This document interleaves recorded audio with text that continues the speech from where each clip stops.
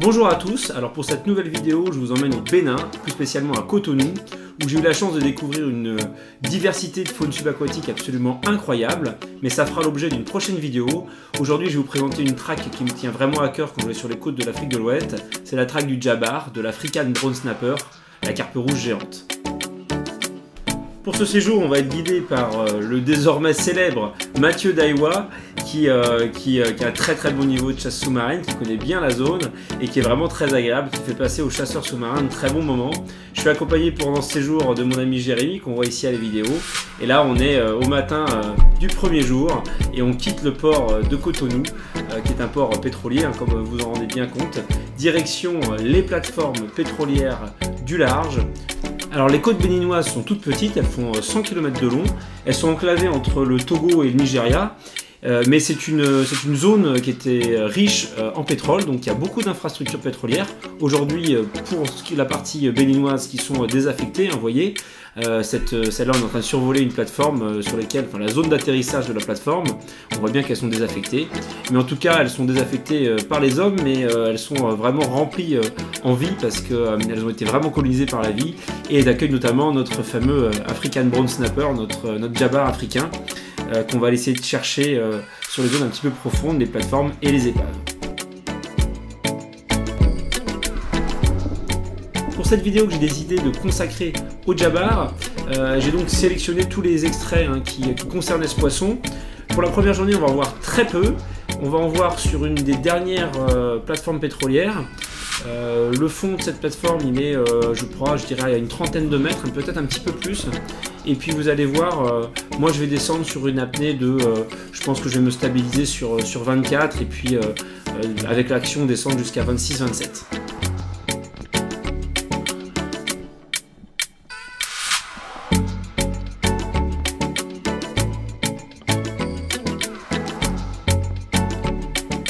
Regardez, on commence à voir le fond apparaître, et puis là on voit la structure, et puis on voit un petit peu le fond en contrebas. On voit aussi un banc de petites carpes rouges, et là regardez le beau petit Djabar qui est en train de me monter dessus. Hop, il m'a assis la suite, centime de mes contractions, il s'est dérobé, heureusement il revient, et je vais pouvoir faire un tir. Voilà, je l'ai séché. Mais regardez au ralenti comment il capte quelque chose, et comment il fait volte-face, regardez. Ça c'est vraiment caractéristique du Djabar. Mais voilà, effectivement il y a aussi sa curiosité qui fait partie de ses caractéristiques, et je vais pouvoir le sécher. Heureusement d'ailleurs, parce que même un petit Djabar comme ça, qui est un petit poisson, à côté de la structure telle qu'on est, mal tiré, c'est évident que ça se passe mal, et d'autant plus que regardez, j'ai dû le tirer je pense aux alentours de 26-27 mètres je pense. Regardez, sur la remontée je fais une petite erreur, je vais à tout prix parce que c'est un Djabar le sortir de la structure, et du coup je n'ouvre pas le moulinet, alors qu'en fait il est séché, j'aurais très bien pu remonter sans avoir l'opposition du poisson. Bon là j'ai Mathieu qui est en sécu, c'est toujours très agréable et confortable. Alors c'est pas le poisson du siècle, mais bon voilà, il nous met la banane pour ce premier jour. Alors quand on prend un petit moment à regarder en fait la faune qui est accrochée aux structures, on comprend vite pourquoi elles amènent autant de vie. Regardez la richesse de la faune qui est autour des pylônes, c'est à la fois magnifique et puis c'est très enthousiasmant. Petit casse-croûte au milieu de la mer. Voilà. La vie, ça. En fait, on a filé notre poiscaille aux deux mecs qui sont là-bas, qui dorment à côté de la plateforme. Ils l'ont fait cuire. On a pêché, on est revenu le chercher. Voilà donc le repas. Mathieu trouve ça bon lui. Ça égale, non, c'est bon? La bouche qui mange ne parle pas. La bouche qui mange ne parle pas, ça c'est bien ça.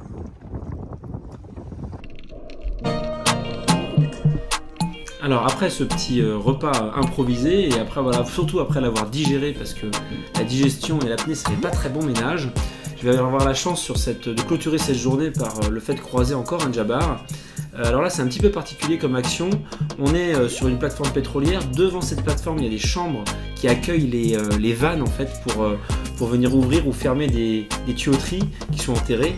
Et en fait vous allez voir l'action, je descends, alors elles sont posées assez profond, je pense qu'elles sont sur un peu plus de 30 mètres, donc je descends, voilà, ça commence à être moi, mais des profondeurs un petit peu limites pour moi. Je suis bien autour des 25, en dessous c'est un petit peu creux. Et en fait, je vais voir que les poissons circulent. Il y a des entrées, des sorties, ils circulent et je vois un jabbar rentrer de l'autre côté de cette chambre. Et donc je me dis évidemment, il va sortir là. Je le guette.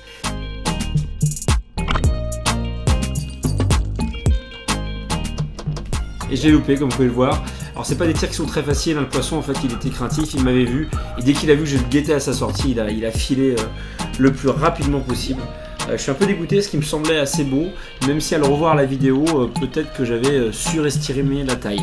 Bon, voilà, ça arrive. En tout cas il n'est pas blessé. Et ça fait une jolie action. En tout cas moi ça me rappelle des bons souvenirs de la revoir.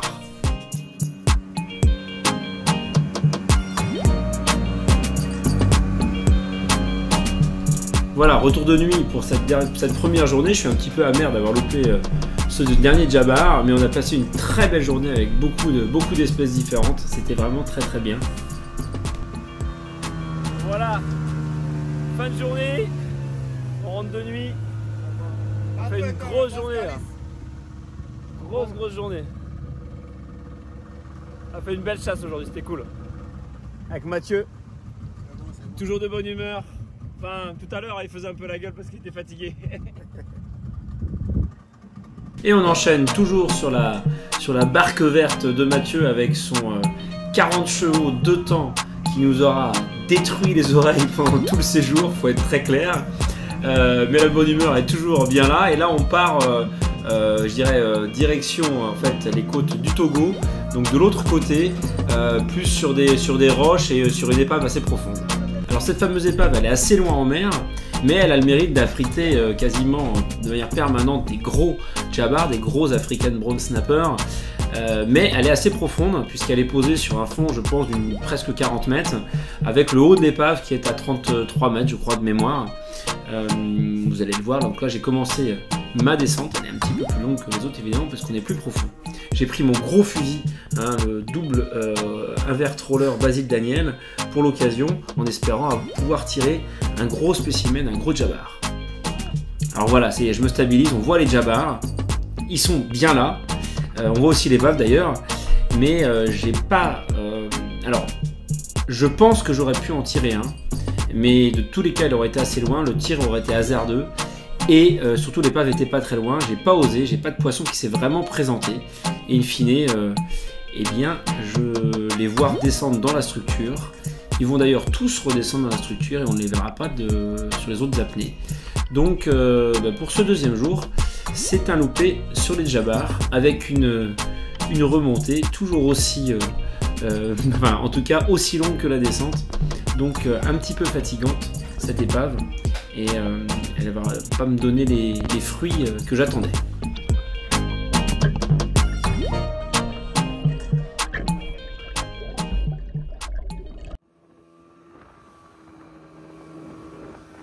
Le troisième jour va être le point d'orgue du séjour parce que vous allez le voir, je dirais un très beau poisson, une très belle action, pour moi en tout cas, et c'est un petit peu pour ça qu'on fait ce genre de voyage.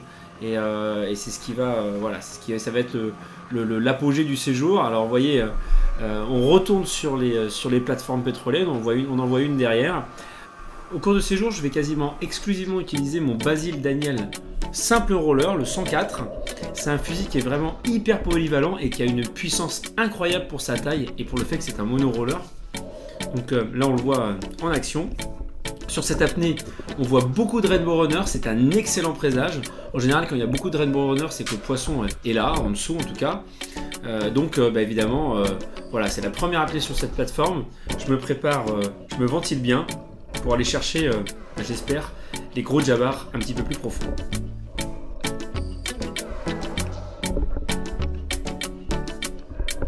Alors on voit Jérémy en dessous de moi là, qui est parti un petit peu avant moi.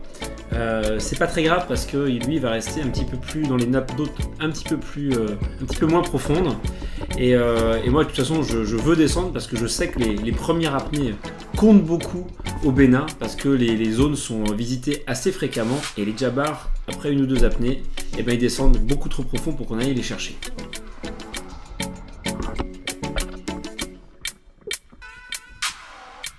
Et regardez, bien m'en a pris. On voit, j'ai un très beau djabbar juste en dessous de moi. C'est une position rêvée. Les tirs du dessus se font très bien sur les djabbars. Et voilà, j'ai pu déclencher un tir. J'étais vraiment pas tout près. Mais le fusil, il fait le job. Et surtout, je me suis bien appliqué parce que je vois la structure qui est juste en dessous. Et je sais que si le poisson n'est pas ou mortellement touché ou vraiment très attaqué, je vais avoir du mal à le sortir de la structure. Et là, on voit bien qu'il a pris un coup pas létal, mais un coup sévère dans la colonne vertébrale. Alors j'aime bien cette action parce qu'on se rend bien compte de la difficulté de la chasse du djabbar. Il est bien touché et pourtant, regardez, j'essaye à tout prix de le sortir de la structure. Il est rentré dedans, il est rentré sous une barre, j'ai réussi à le sortir. Et là, je vois qu'il est re-rentré à gauche, on s'en rend pas bien compte sur la vidéo, mais je vais le tirer sur la droite de la structure une nouvelle fois pour le sortir. Et puis ben là, je vois que le djabbar fait à 180 degrés et part vers le large. Et là, je peux libérer le moulinet, remonter, prendre de l'air. Parce que l'air de rien, pédaler au fond sur 22-23 mètres, et ben ça fatigue.